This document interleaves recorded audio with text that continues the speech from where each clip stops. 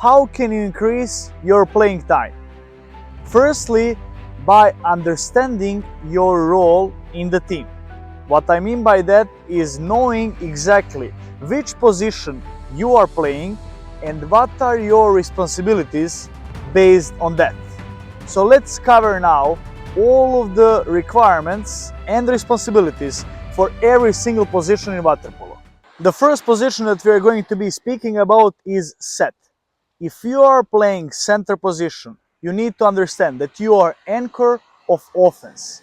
And the first thing, every single offense you need to be swimming freestyle towards the 2 meter cone, and when you arrive on 2 meter, you then need to start fighting for the position. So don't start fighting for position at 3 or 4 meters, because if the center defender is stronger than you are, they're going to push you at 4 or 5, and then it pushes the whole offense 3 meters behind, which means people on parameter are not going to be at 6 meter, they will be at 9 meter, and that is already too far to score. So swim freestyle to 2 meter, then start fighting for the position, and hopefully you're going to end up having position at 3 meter or maybe 2 meter, and that makes a good danger zone or umbrella, and it allows the offense to construct a good plan. The next thing that you need to know is that you need to hold one side. So the ball is always going to find the center. The center doesn't try to find the ball. What does that mean? If the ball is on the left side, you're not going to go to the left side, then the ball moves to the right side, then you're trying to get the position on the right side. No. What you are trying to do is to get one side. So let's say you are positioning to the left, and you're just holding that. So the offense can work for you to find the way to put the ball inside. And by holding one side, you're allowing in the offense to find you. So as a set, you're never finding the ball is always finding you. The third thing, you are never shooting from 4 meters. So if you have the position at 4 meters and you receive the ball, you shouldn't be shooting. Backhand, regular shot, nothing. At 4 meters, it's better to pass the ball back to the players who are at 6 meters, who are the actual shooters.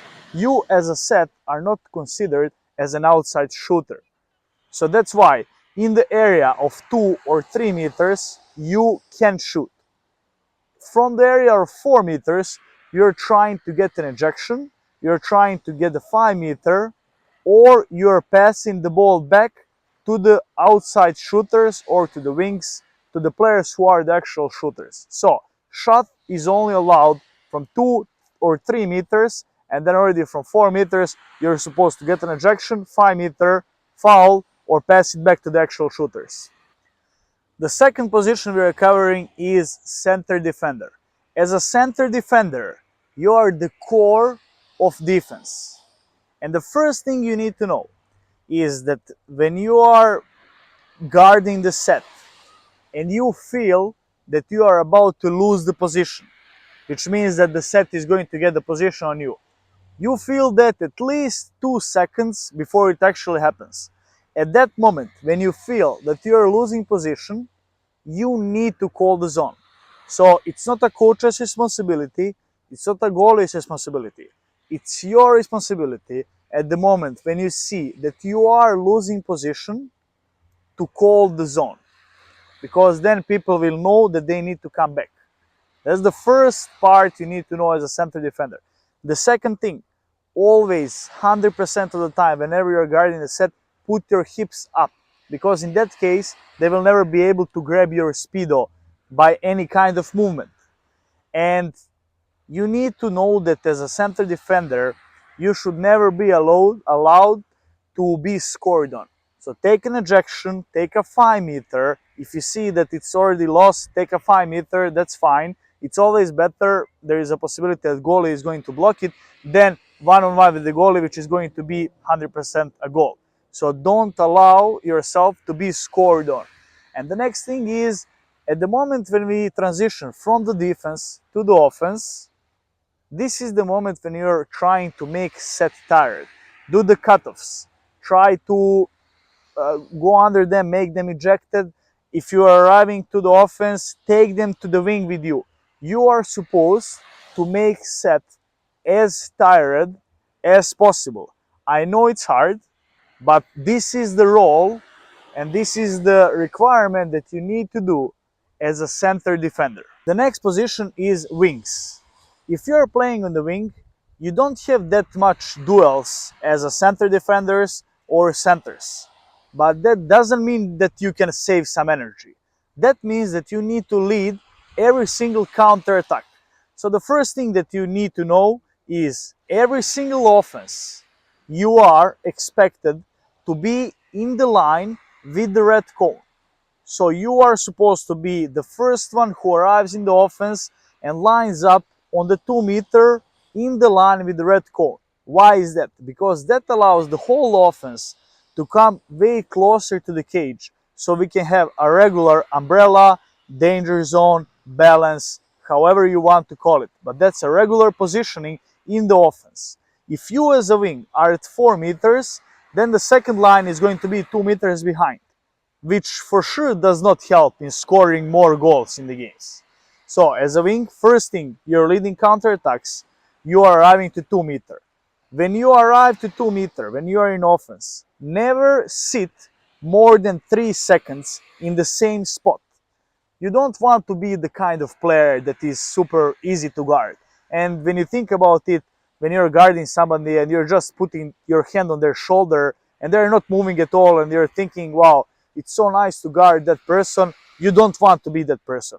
You want to be someone who is always unexpected. The defense need to all the time pay attention to you because you're always making some movements, making the drives, and making them think what is your next step. So don't just go to 2 meter and sit there. The next part, defensively, as a wing, you should never allow the pass to the set from the wing without the foul because it kills the center defenders. So again, you should never allow the pass from the wings inside of 2 meter without the foul because it kills the center defenders and the whole defense. That's 100% rule and it should never happen. The next thing, as a wing, you should be doing a lot of cutoffs. You are in the position when you're swimming next to the player a lot of times of the game. At that moment, you should cut their line, try to get them ejected, or just try to cut them off and leave them behind you and go inside of the counter attack. Work with the utilities 2 and 4 positions to make as many drives as possible in the direction of the offense because that is what is creating movement. And water polo now is moving into becoming a lot of faster sport. So it doesn't exist anymore that we are just sitting and waiting for the foul shot. No, if you find yourself sitting more than 3 seconds at any point of the offense, you are doing something wrong. You need to move. The next position we are speaking about is utility or outside positions, which is 2 and 4, mostly called shooters, but here are some key responsibilities for this position. So first of all, when we are in offense and our set got the position so the players are in the zone, this is the moment when 2 and 4 should be creating a lot of movement to come closer to the cage, to avoid the shot blocks, to have open space for the catch and shot from outside. Because at the moment when the 2 and 4 defenders are being dropped, this is the moment when the outside shooters are supposed to show their quality. And then I'm not differentiating a lot the wings and the outside players for the reason that both of them need to be working together into creating more drives on both left and on the right side, in creating a movement in the offense, which is also making defense more tired, making defense more confused, and opening up a lot of space to put the ball in the set or to have more open shot. So I already said, water polo is becoming way faster sport than it used to be. So also if you are 2 and 4 positions and you find yourself sitting for longer than 3 seconds, you're doing something wrong. You need to be moving all the time. during the offense, because it is making defense more tired and more confused, and it's opening way more space for you that you can use. The next thing in the defense, you when you're defending a player and you're going into the zone, this is the moment when you need to cover the place in front of the set and also shot block your player, which are usually the shooters as well as you are on the outside. So this is the moment when your legs are coming in the story. Over hips into the shot block movement is the key here. When you're either on 2 or on 4, when your player has the ball, you need to be shot blocking strong on them. You're trying to knock them down with your non-shot blocking arm. And then on the other hand, when they don't have the ball, you need to go back into the drop in the zone and be able to cover this space. So you need to understand how much space you can cover in the defense, and based on that, you need to position yourself properly. So you can at the same time shot block and at the same time get the ball in front of the set.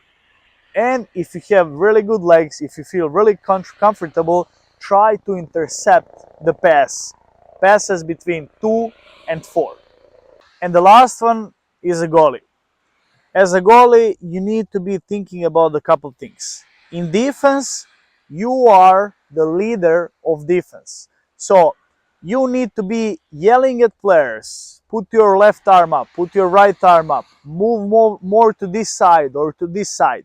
And you cannot be shy about it. If you are a goalie and you cannot yell, you're not loud enough, you need to practice it, because that's a requirement in order to be a good goalie.